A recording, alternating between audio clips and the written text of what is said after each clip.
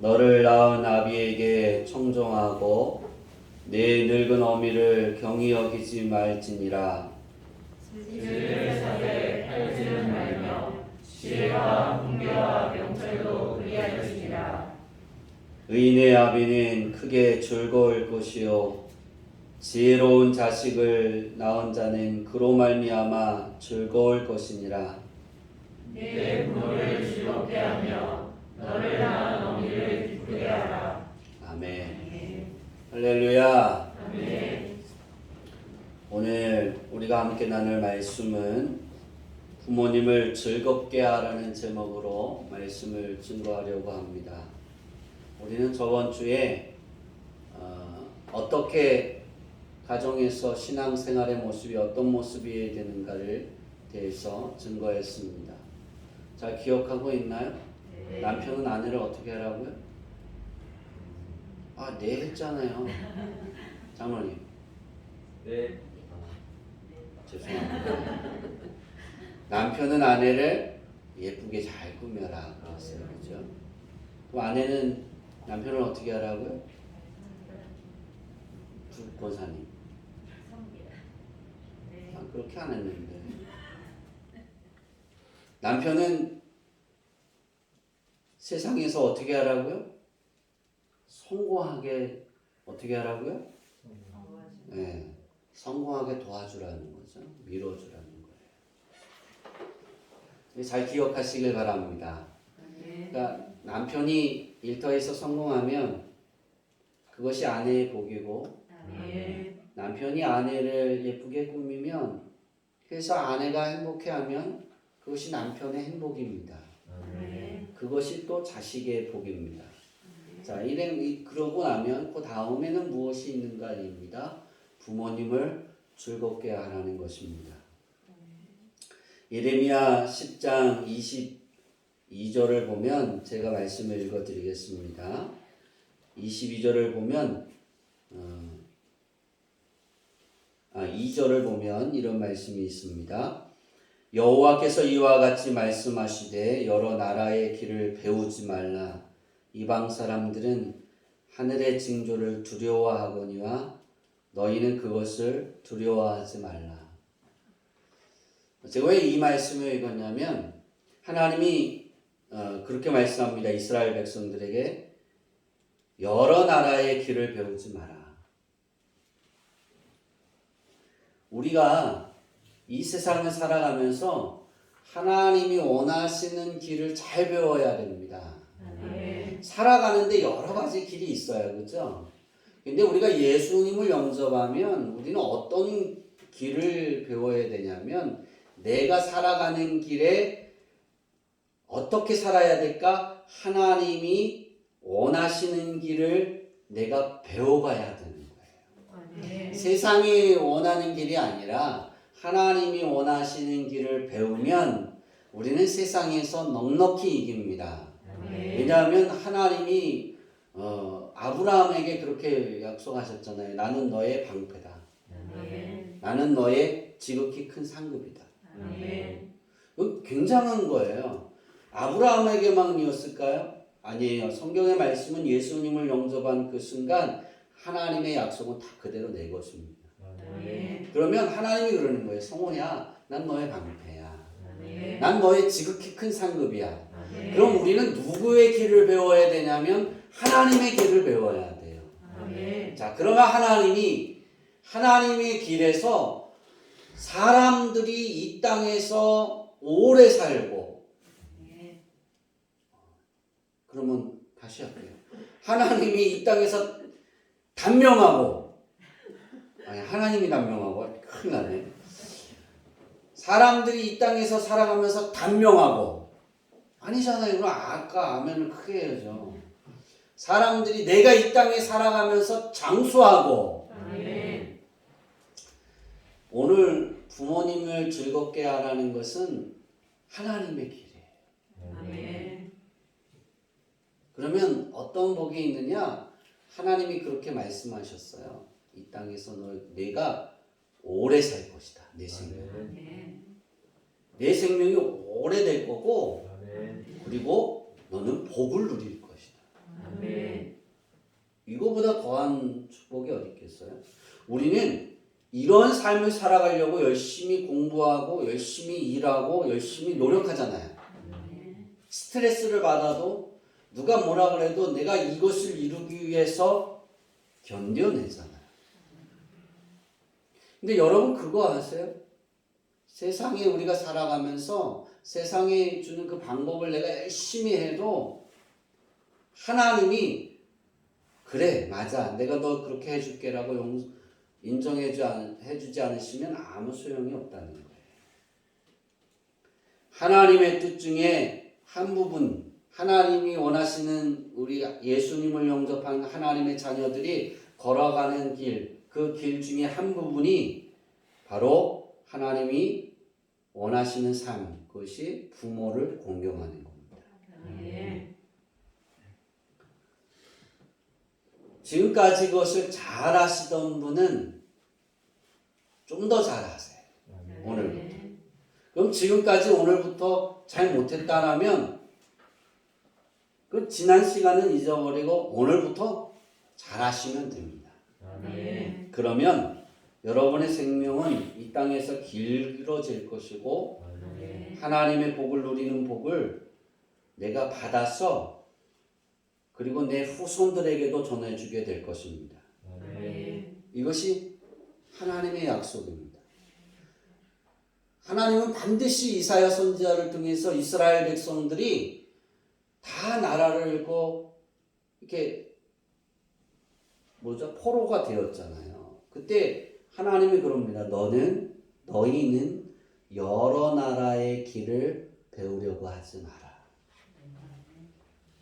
나의 길을 배우고 나의 길 안에 있으라는 거예요. 부모를 즐겁게 하라. 이 제목을 이렇게 잡고 난 이후에 말씀을 가지고 묵상하면서 기독교는 세상 사람들이 어떻게 여길까라는 생각을 해봤습니다. 믿지 않는 사람들이 기독교에 대한 생각은 조상을 모르는 종교, 부모를 공경하지 않는 그런 종교라고 생각하면서 쉽게 비난합니다. 그리고 저는 그런 이야기들을 많이 들었습니다. 이런 비난의 주된 이유는 기독교가 제사제도를 반대하기 때문입니다. 저는 제사제도를 반대하는 것을 넘어서 정말 경멸합니다. 제가 예수를 믿어서 그것을 경멸하는 것이 아니라 정말 그건 잘못된 거예요. 왜 그런지 아세요? 자기 부모가 살아계실 때는 잘하지 않다가 죽으면 잘해요. 그 뭔 소용이 있어요? 그렇죠? 우리를 가르치던 제 고등학교 때 전사님으로 오셔서 막 가르치셨어요. 그런데 잘 안 따르는 거예요. 전사님이 가르치는데. 예배 가르치는데 예배 이렇게 드려라, 성경을 이렇게 읽고 와라, 성경 공부를 이렇게 준비해 갖고 와라 그랬는데 토요일에 와서 점검하면 모여서 점검하면 아무것도 안 하는 거예요. 그러니까 전사님이 너무 답답해서 뭐라 그랬냐면 명언을 하나 남겼어요. 있을 때 잘해. 뭐 할 때 잘하라고요? 내가 있을 때 가르칠 때 잘해. 내가 떠나서 내가 이거 할 걸. 그때 가르치셨었는데 그때 내가 이것을 할 걸. 그러지 말고 내가 있을 때 잘해. 그러시더라고요. 제가 왜 제사자들을 경멸하냐면 있을 때 못하는 거예요. 있을 때 못하고 후회하고 진수성전을 차리고 거기서 울고 그게 뭔 소용이 있어요. 밥 한 끼라도 살아계실 때 잘해드리면 그게 좋은 거예요. 양말 한 짝이라도 신켜드리면 그게 좋은 거예요. 한번 웃게 해드리는 거 그거 하나는 더 좋은 거예요. 돌아가셨는데 거기에다가 온갖 진수성찬을 하고 거기에 절하고 거기에 멍한 거 한들 뭔 소용이 있겠어요. 아무 소용이 없다고. 웃게 해드려야 되는 거예요. 저는 이것 때문에 제사자들을 저는 경멸합니다. 왜냐하면 우리가 기독교는 종교적으로 제사를 반대합니다. 이유는 죽은 사람을 섬기는 거예요, 제사는. 하나님은 죽은 사람을 섬기라 하지 않았어요. 산 사람을 섬기는 거죠. 사는 부모를 잘 섬기라 그랬지 죽은 부모를 섬기라 그러지 않았어요. 우린 그걸 잘 기억해야 됩니다. 그러니까 왜 그렇게 제사 제도를 해갖고 사람들이 아주 옛날 정치적으로 그렇게 해서 몰감했을까? 부모님이 돌아가시면 잘한 게 생각나요? 못한 게 생각나요? 못한 거요. 그러니까 그게 이상한 거예요. 우리 아버지가 돌아가셨을 때 우리 아버지한테 잘한 게 생각나더라고요. 미안합니다. 이래야 되는 거예요. 그런데 부모님이 돌아가시면 마음이 아파요. 그러면서 내가 이렇게 요럴 때 요랬으면 좋겠다. 우리 아버님이 막 잘못 길을 갈 때 제가 막 훈계를 하고 소리를 지르고 화를 냈어요. 그게 옳은 길입니다. 제가 그랬어요. 아버지 그렇게 하면 지옥 갈 거예요. 순종하라. 돌아가시고 나니까 그게 잘한 건데 소리를 쳤잖아요. 그죠? 훈계했잖아요. 마음이 찔리더라고요. 마음이 아프더라고요. 그래서 제가 생각했어요. 이런 것 때문에 사람들이 제사에 몰두하게 되는구나. 그거는 한 분이 살아계시면 먼저 가신 부모님에게 잘못된 부분들을 내가 남아있는 부모님에게 난 그렇게 하지 말아야지. 그리고 돌이키는 거예요. 그렇게 하는 거예요. 근데 그렇지 않잖아요, 세상은. 여러분, 종갓집이 왜 망하는지 아세요?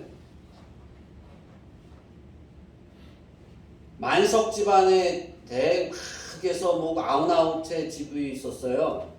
제가 살던 지역에 99채 집이 딱 한 군데 있었어요. 거기에 종갓집의 며느리가 제가 중학생 때인가요? 교회를 나왔어요. 예수를 영접했어요. 종갓집 며느리가. 그리고 권사님이 되셨어요. 제가 전도사 때. 그 집이 다 망해서 99칸 집이 몇 칸 남았냐면 5칸 남았어요. 몇 칸 남았다고요? 근데 그 집을 99칸 그 큰 높은 집안 사람이었더라고요. 보니까 되게 왕이 이렇게 모두 내려주고 왕이 되게 사랑했던 사람 중에 하나였어요. 임금이. 그 집을 다 이렇게 이제 5채 돼도 복원을 하려고 복원하다 보니까 해시계, 임금이 내려준 그런 글귀들, 그게 막 발견된 거예요.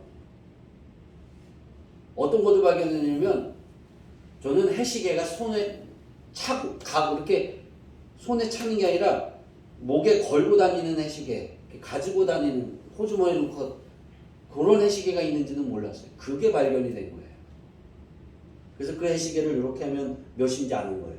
그게 있었더라고요, 이 나라에. 유일하게 우리나라 딱 하나예요. 그 집에서 발견했어요.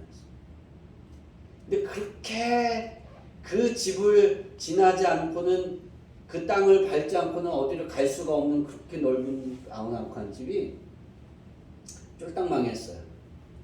왜 망했냐면 365일 중에 200일을 제사를 드리는 거예요. 며칠을 제사를 드려요? 200일. 그 며느리가, 종갓집 며느리가 왜 예수를 믿었냐면 예수 믿으면 뭐 하나 한다? 제사 하나 한다. 그래서 예수 믿었어요. 그리고 남편도 예수 믿게 했어요. 그리고 제사를 끊어버렸어요. 망하고 기울어가던 집이 다시 흥해지기 시작했어요. 왜 망할까요? 제사 드리다 보니까. 딴 데 뭘 할 수 있는 게 아니잖아요. 종갓집.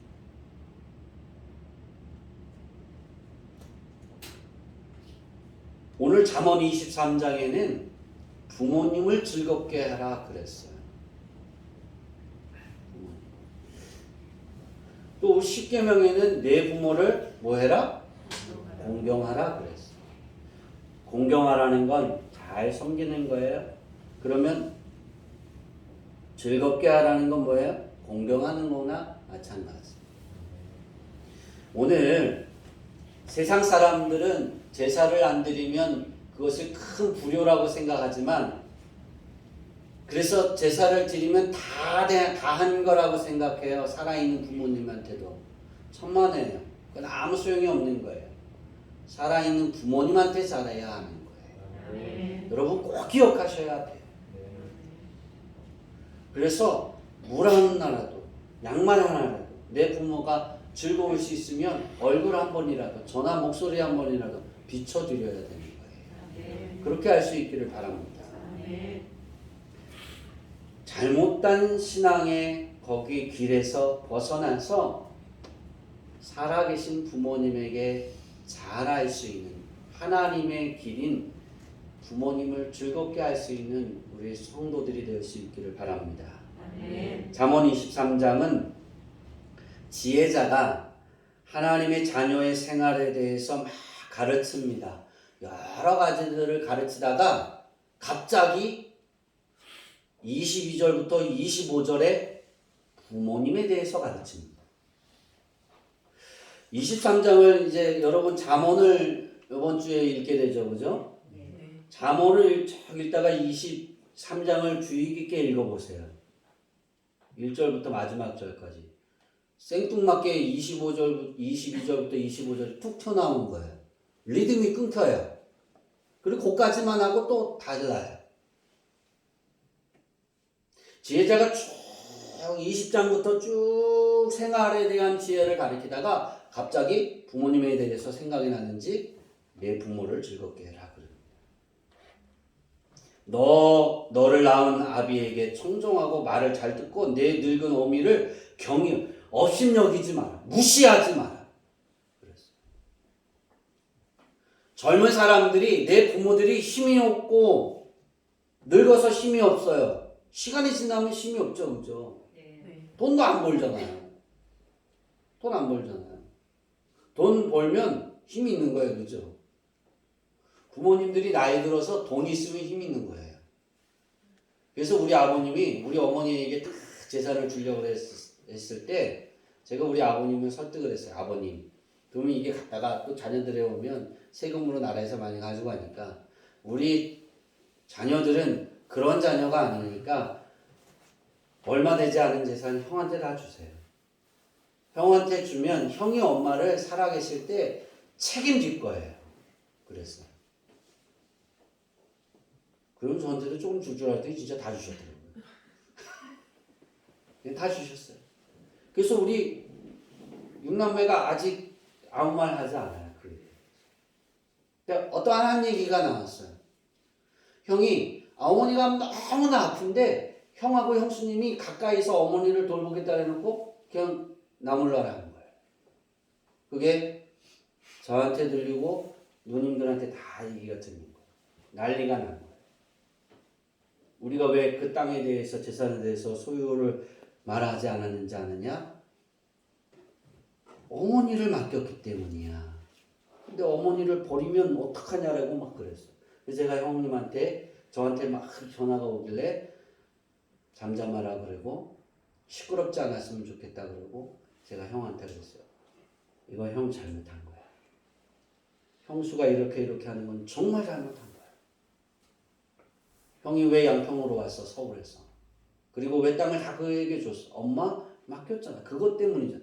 제가 막 책망을 했어요. 그리고 달라졌어요. 그리고도 그렇게 크게 달라지지는 않았어요. 그게 우리 형님의 성격이니까.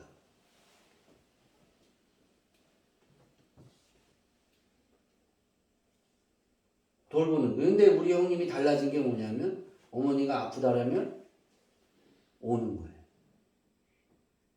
그리고 일주일에 2번은 어머니가 일하다가 새벽쯤에 이렇게 도착하면 그냥 잘 주무시는가, 두들겨도 우리 어머니 귀가 어두우셔서 못 열어요. 창문은 또 다 잠그고 주무세요. 문을. 그게 들어가지도 못하는 거예요. 그러니까 불을 이렇게 붙여갖고 어머니 잘 주무시고 계시나 숨은 쉬시나 그러고 하고 가십니다. 우리가 부모를 즐겁게 하는 건 큰 뭐가 있어서 즐겁게 하는 게 아니에요. 근데 부모님이 재산을 갖고 있으면 가식적으로도 즐겁게 하잖아요. 그죠? 그걸 받으려고. 그런데 그런 게 아니라 부모님이 이 힘이 있든 힘이 없든 부모님의 마음이 즐거워지면 우리의 삶이 즐거워지는 거예요.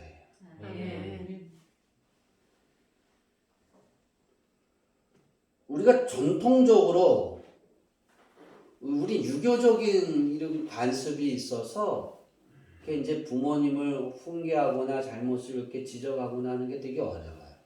근데 크리스천 부모님이 예수님을 믿으면 좀 더 그게 나아질 수 있지만 부모님을 말을 듣고 청종하고 섬기고 그 부모님과 함께 하는 것이 그러나 이 부모님이 예수님을 믿지 않는다라면 주일날 나가서 예배를 드려야 되는데 그것 때문에 부딪힐 때가 많아요.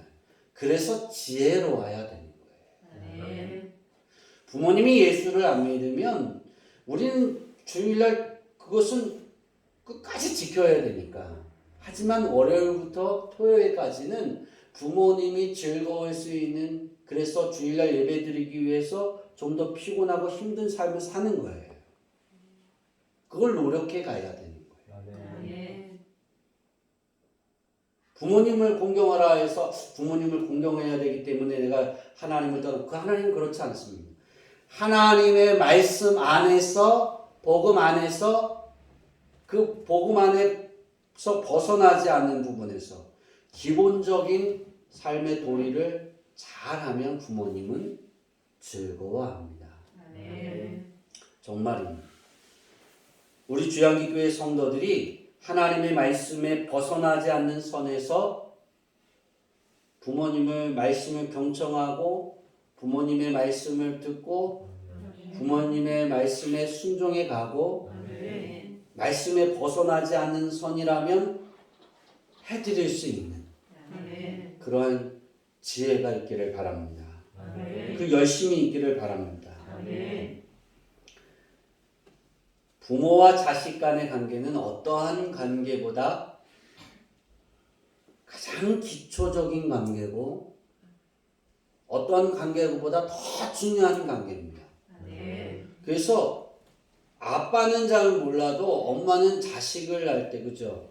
우리 여기 김덕순 집사님하고 정선희 집사님이 나이가 제일 많으신데 여성으로서 그죠?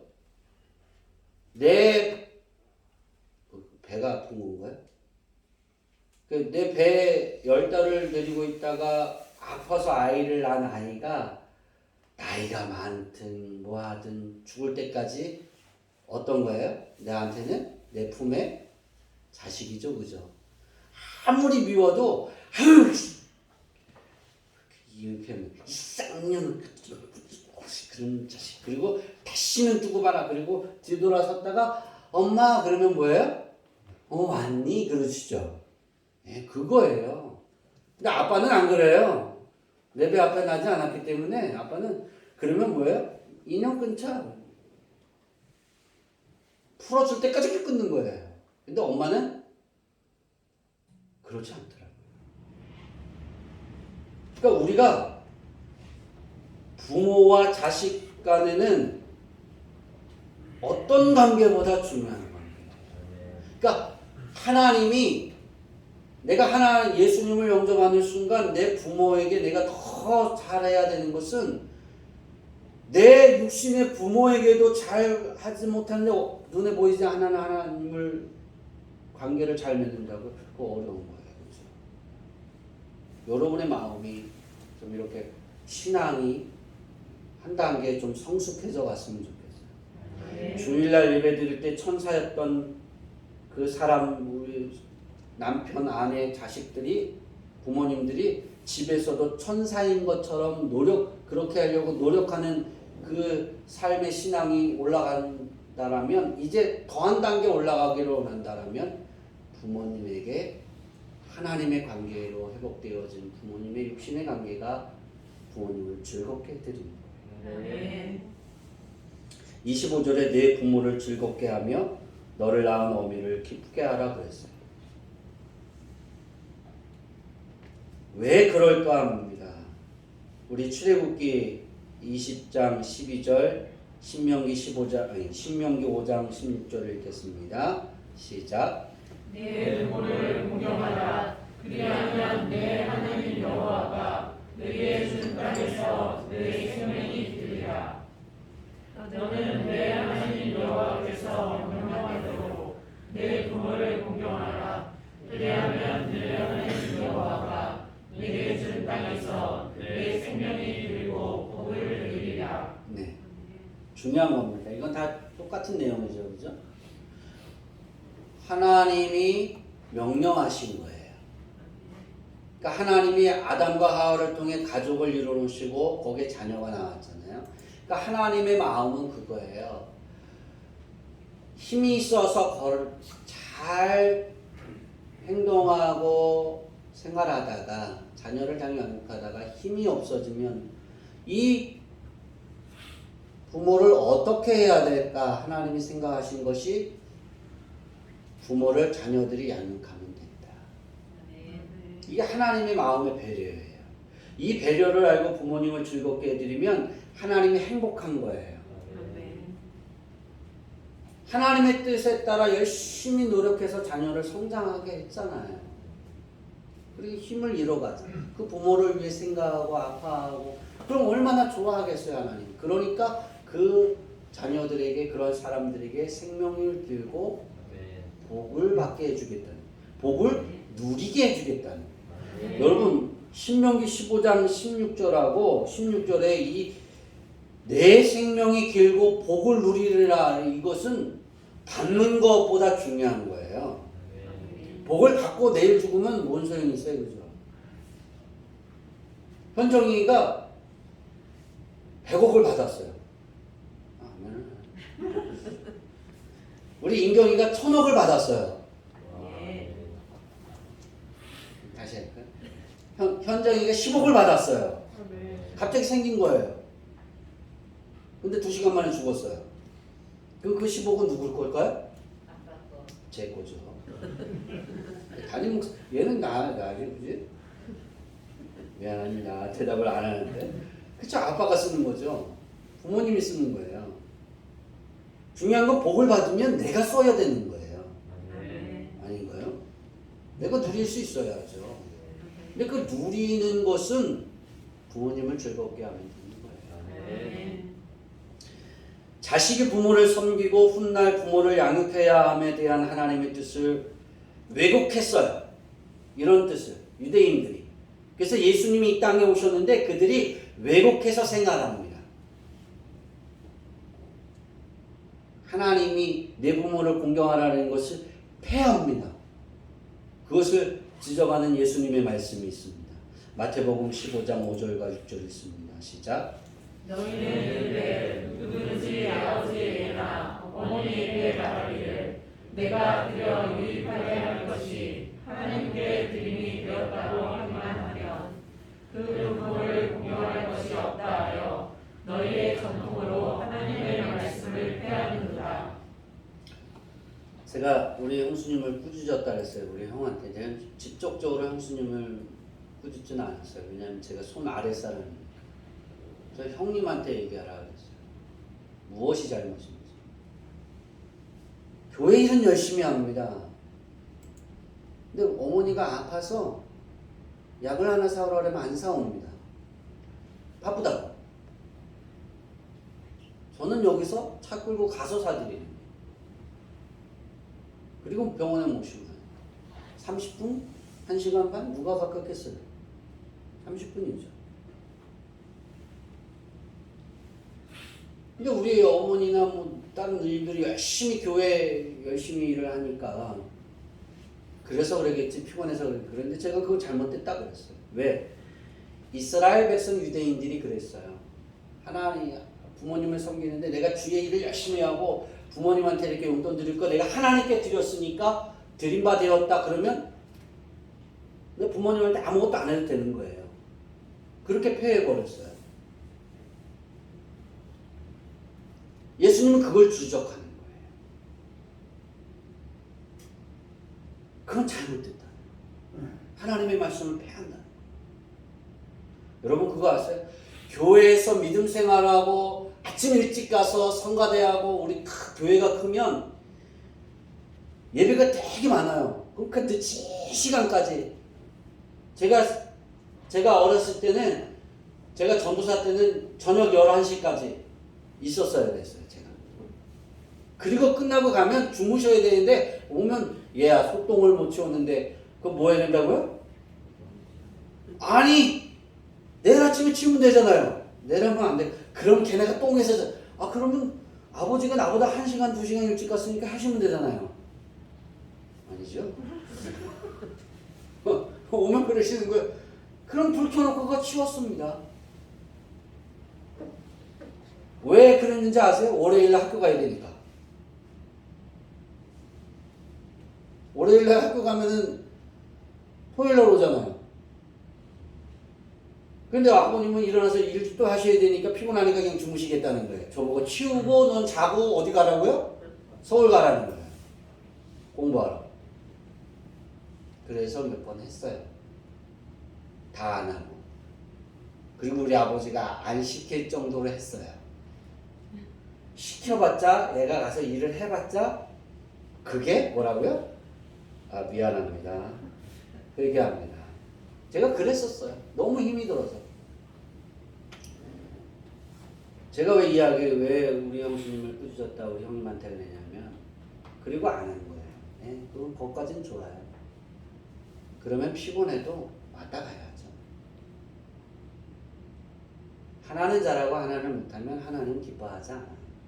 그래서 제가 그 지적을 하기 전까지 우리 형님이 1,000,000원짜리 2,000,000원 뭐 1억 뭐 그렇게 일을 막 주셨어요. 그런데 다 뜯기는 거예요. 1억짜리 일을 하면 마이너스 2,000,000원이에요. 제가 그 지적을 하고 형이 그 형수님한테 꼭 얘기하라고 그래서 얘기를 했대요. 그리고 형수님이 한동안 괜찮아졌어요. 그리고 회복이 됐어요.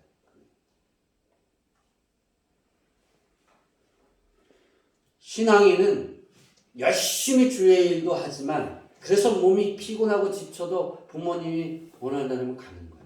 전 주의 사역을 열심히 하면서 지쳤는데 우리 아버님이 콩 털어라 그러면 그게 제일 싫었어요. 고추 때문에 뭐 일하러 오라면 그게 너무나 싫었어요. 근데도 갔어요. 왜? 부모님을 공경하라 그랬어요. 제가 주일날 예배를 다 마치고 나서도 피곤하고 지쳤는데 우리 어머니가 전화했는데 아프다 그러면 전 달려갑니다. 그러니까 우리 어머니가 요즘에 아파도 안 속여요. 저를 속여요. 속일 걸 속여야죠. 그죠? 제가 그냥 속이는 척하고 안 갈 때도 있어요. 전화를 했는데 오늘은 아픈 거예요. 아파서 전화를 했는데 안 아프다는 거예요. 그래서 안 아프면 안 가 그랬더니 아프대요. 그래서 약을 사들고 막 달려갔어요. 몸이 굉장히 지치고 아프고 저도 대성포진 통증 때문에 견딜 수 없는 데서 왜 내 부모이니까 그래도 나는 좀 더 힘이 있어서 견딜 수 있으니까. 여러분 저도 그렇게 했더니 하나님이 이렇게 복을 주신 거예요. 여러분도 부모님을 그렇게 즐겁게 해보세요. 지쳐요? 조금 가서 보여드리고 와서 집에 가서 숨을 쉬세요. 젊으니까 피곤이 더 부모님보다 나을 수 있어요. 괜찮아요. 제가 부모님의 마음을 즐겁게 해드리는 것에 어렵지 않다고 자꾸 그랬는데요. 9가지를 해봤어요. 우리 부모님이 저희 자녀 연성이하고 성경이하고 연성이 죄송합니다. 이 딸이 묻는데 성경이하고 연성이한테 용돈을 굉장히 많이 줍니다. 그러니까 누나들한테 자식들에게 손주들에게 용돈을 받아서 연성이하고 성경이에게 줍니다. 갈 때마다 주십니다. 왜 주냐면 예쁜 짓을 많이 하잖아요. 제가 우리 사모님이. 진짜요. 가면은 막 챙기고 나는 일하기 싫은데 자꾸 일을 해요. 누가? 사모님이. 어머니가 나는 그만해. 그럼 네. 그럼 들어가서 쉬는데 어머니가 해야 된다고 하는 거예요. 여름에 그만해라고 그러더라고요. 그러니까 너무 예쁘니까 부모가 예쁘니까 자기 부모의 자식들에게 어머니 손주들에게 용돈을 다 퍼주는 거예요. 있는 것마다. 근데 부모님을 제가 가만히 생각해보면서 이래서 우리 부모님이 용돈을 많이 주셨구나. 있는 거를 가면 주려고 해요. 그만 주라 그래요.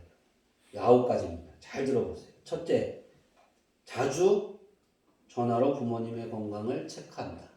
뭐 한다? 자주 전화로 부모님의 건강을 체크한다. 건강을 체크하는 거예요. 쉽죠? 네. 저는 일주일에 3번 정도 합니다. 장모님한테도 한 2번 하고. 어떨 때는 2주에 1번 할 때도 있고. 우리 어머니가 부를 것 같다 그러면 3주에 1번 할 때도 있어요. 그런 느낌이 옵니다. 두 번째, 부모님을 찾아뵐 때 자녀들과 같이 동행한다. 그쵸? 김덕순 지사님. 그쵸? 정은배 성모님. 손주들과 같이 오면 그렇게 행복한 거예요. 그게 잠깐 보여드려요. 셋째, 음식은 부모님이 즐겨 하시는 것으로 맞춘다. 집에 가서 밥을 하면은요, 우리 어머니는 고들고들하게 해야 돼요. 사모님은. 밥을 하면 우리 집에 밥보다 더 질어요. 우리 어머니가 하셨던 것보다 더 질게 하더라고요. 우리 어머니는 그러면 그러세요. 야, 난 먹기 좋은데 성은호는 싫겠다. 당연히 싫죠. 그러니까 2그릇 먹으라 해도 1그릇만 먹고 오자. 그죠? 음식은 누구에게 맞춰라? 네, 부모님에게 맞춰라. 넷째, 자녀들이 성장하면 알바비나 월급을 받을 때 용돈을 드리거나 조그마한 선물을 사드려라. 왜? 더 많은 게 옵니다. 제가 우리 딸이 장학금을 타면 엄마 우리 딸이 장학금 탄 거예요. 그리고 제 돈으로 10만 원을 드렸어요. 제가 제 장학금을 다 우리 교회에서 썼으니까. 연성이 거도 그렇고. 되게 좋아하십니다. 10만 원 드렸는데 어떻게 보면 100만 원을 넘겨주시더라고요. 그거 얼마나 되게 좋겠죠? 김덕순 지사님. 정선희 지사님 성도가 할머니 저 이거 일해서 받은 거예요. 그리고 갖고 오면 귀여워요 안 귀여워요? 그쵸? 너무 귀엽죠? 성경 눈 동그라졌어요. 네. 자녀들이 성장해서 알바하거나 일을 하거나 뭘 하면 소득이 있으면 내 돈으로도 이거 이래서 한 거예요. 그리고 용돈 10,000원이래도 5만 원이래도 드려라. 5번째, 부모님의 이야기를 잘 경청해라. 저 이건 잘 못해요. 우리 어머니가 막 말하면 한 말을 또 하시고 한 말을 또 하시고 그러니까 짜증날 때가 있어요. 근데 제가 잘 못하는 게 이거예요. 경청을 잘하는. 엄마 이제 그만해. 갈 거야. 그리고 끊어요. 설교하시려고 그러면. 부모님의 말을 잘 들어줘라. 또 부모님과 수다를 떨어라. 뭐해라? 네, 부모님과 수다를 떨 수 있어야 돼. 저는 이 5번째, 6번째는 잘 못해요. 제 성격상 이렇게 나가서 부모님과 여기서는 말을 잘하지만 집에서나 뭐 이렇게 하면 입을 거의 닫고 사니까.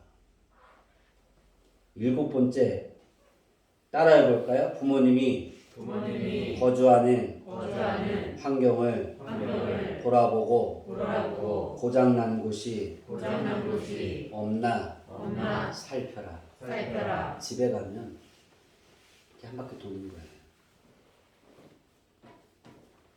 이게 좀 안 좋은데 이거 고칠까? 에이, 하지 마. 그래서 고쳐드려요?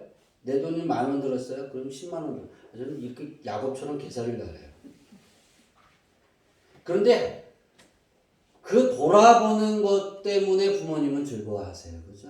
그렇지 않아요? 네. 그게 행복이에요. 부모님들이, 자식들이. 왜 관심을 갖는 거니까. 부모님이 거하시는 공간을 살펴보는, 방문도 열어보고 찬장도 열어보고. 그러고 잔소리할 때가 있어요. 제가 이거는 왜 안 먹었어요? 내가 해놓으라 그래. 야, 너만 먹으려. 아니 이거 먹으라고 하는 거를. 그럴 때가 있어요. 그래도 부모님은 그게 좋아하시더라고요. 냉장고 열어보시고, 그리고 맛있는 게 있거든. 엄마 이거 나 먹으면 어떨까? 그래도 좋아하세요. 네, 잘 돌아보시기를 바랍니다. 여덟 번째는, 저는 이거 잘합니다. 제가 막내이기 때문에 이 부분은 잘해요. 따라해볼까요? 부모님을 꼭 안아준다. 부모님을 꼭 안아준다. 그냥 안아주는 게 싫으면 엄마 사랑해 그래. 아버지 사랑해. 내가 우리 아버지한테 사랑해 하고 탁 도망가요. 왜 그래요? 사랑해 하면 뭐가 날라와요? 주먹이 날라와요. 꼭 때려요. 사랑한다는데. 우리 아버님의 사랑은 주먹으로 머리 때리기. 그래서 아버지 사랑해. 딱 그렇게 피하면 안 맞고 지나가는 거예요. 우리 어머니는 이렇게 안 해요. 우리 형님도 그건 되게 잘하세요. 우리 형님은 우리 어머니하고 친구예요. 친구 먹자 그리고 친구예요. 친구처럼. 예, 부모님을 이렇게 할 수 있기를 바랍니다. 아홉 번째 따라해 봅시다. 기본에 충실해라. 기본은 어떤 거냐면 부모님을 사랑하는 마음으로 보는 거고, 사랑의 눈으로 보는 거고, 감사한 마음으로 보는 거예요. 그게 기본이에요. 부모를 이렇게 볼 때 감사한 거예요. 그래서 어떤 일을 결정할 때 다 결정한 일을 부모님한테 물어보는 거예요. 물어보면 부모님이 그렇게 해라 그럴 텐데 물어보는 거예요. 전 그렇게 합니다. 다 부모님이 이렇게 해라 그랬는데 춘천에서 이렇게 따르게 하는 거 알아요? 몰라요? 모르잖아요. 이거 물어보는 거예요. 기본이에요. 감사하니까.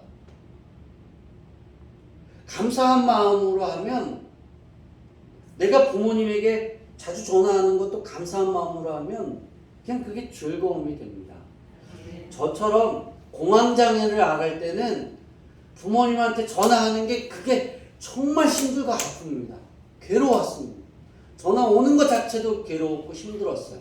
근데 내가 자식이니까 물어봐야 되니까 전화를 걸었다 끊고 누르다 끊고 그게 엄청 많았어요. 그런데 그렇지 않다라면, 공황장애라는 병을 여러분이 앓지 않는다라면 그냥 편하잖아요. 부담 없잖아요. 잔소리 하시면 잔소리 다 듣고 그냥 끊으면 되잖아요. 네, 그렇게 할게요. 네, 잘못했어요. 끊으면 되잖아요. 그리고 지나가는 거잖아요. 왜 우리가 이것을 해야 되느냐? 부모가 왜 부모를 섬길 때 그렇게 해야 되느냐? 자식이 보고 있는 거예요. 자식이 보고 배워요. 내가 내 엄마나 아버지가 힘이 없을 때 행했던 거를 내 자식이 보고 내가 힘이 없을 때 그걸 그대로 내 자식이 내게 한다니까요. 그걸 끊으려면 나부터 달라지면 돼요. 그러면 내가 힘이 없을 때, 우리 연성이 이렇게 물어봤어요. 야, 아빠가 힘이 없고 은퇴하고 뭐 그러면 너 장가 가서 집이 생기면 너네 집에 가서 살면 안 될까 했더니, 아빠는 오지 마. 엄마만 와. 아빠는 누나네 가. 엄마는 자기 집에 와서 밥 해줄 거래요. 근데 성경이도 엄마가 와야 된대요. 왜? 엄마가 맛있는 밥을 해줘야 되니까. 나는 둘 다 아무것도 아니더라고요. 그래서 잘 보이려고 해요.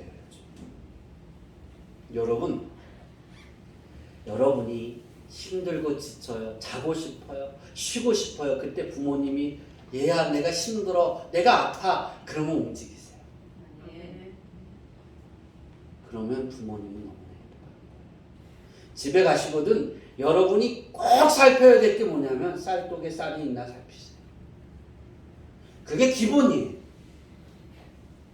쌀이 얼만큼 남아있는, 내가 다음 올 때까지 쌀이 남아있을 수 있을까? 살피세요. 아셨어요? 그 쌀을 사도 부모님이 준다니까요. 그쵸? 정선희 이사님. 부모님이 준다. 왜냐 해보니까요. 제가 쌀이 별로 없는 것 같아서 쌀을 샀어요. 우리 어머니 이제 저기 창고에 별을 안 드리니까 쌀을 샀어요. 갖다 10kg를 사다 드렸더니 10만 원 주시더라고요. 10kg 사다 놨는데 3만 원 들었는데 10만 원 주더라고요. 덕이에요, 손해. 이런 돈 관계를 떠나서 쌀독을 열어보고 열어보는 그 자체가 부모님은 행복한 거예요. 내 자식이 나를 생각하고. 근데 그거 아세요? 눈에 보이는 부모님도 행복한데 하나님은 내가 가서 내 부모의 쌀이 기본적인 물이 있으면 물이 뭐가 수도꼭지 열어보고 물이 나오는지 안 나오는지 새는 것이 있는지 살펴보면 하나님 그게 너무나 행복한 거래요. 하나님이 너무나 즐거우신 거예요. 그래서 하나님이 생명을 길게 하려고 여러분의 삶을 보호하십니다. 그리고 하나님이 큰 산업으로 채우시는 거예요. 그 복을 누리게 하시는 거예요. 부모님을 즐겁게 하는 거 우리는 어렵다 생각할 수 있어요. 스트레스 받을 수 있어요. 여러분이 받는 그 스트레스 집에 오면 풀리잖아요. 그죠? 영원히 같이 있지 않잖아요. 10분, 1시간, 하루, 이틀 스트레스 받는 거 하나님 기뻐하신다는 거예요.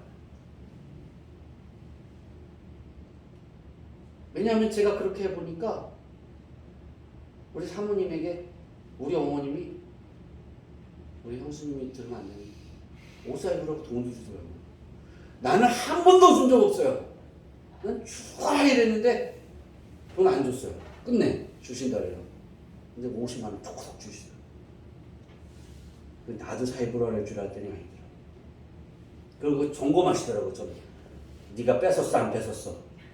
그 다음날 교회에서 쓰려고 뺐지 마. 네. 그 돈 들어가면 안 나와요. 절대 옷 사입는 거 외에는 네 부인이 쓰는 거 외에는 원하는 거 외에는 네가 쓰지 딴 거를 쓰지 않게. 네. 그리고 일주일 후에 또 전화 왔어요.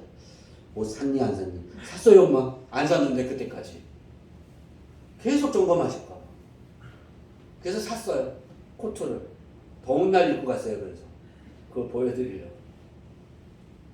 기쁘게 했더니 그래요. 열어보세요. 나는 못했는데 우리 사모님은 그걸 잘하더라고요. 여러분이 그거 하세요. 1년 365일 같이 있자고 하지 않잖아요. 부모님. 그죠? 그러면 하나님이 행복해 하십니다. 내 부모를 공경하라. 하나님의 마음입니다. 여러분의 부모님을 즐겁게 하세요. 살아있을 때 잘하세요. 그리고 여러분의 자녀들도 부모님을 잘 공경할 수 있도록 가르쳐 가세요.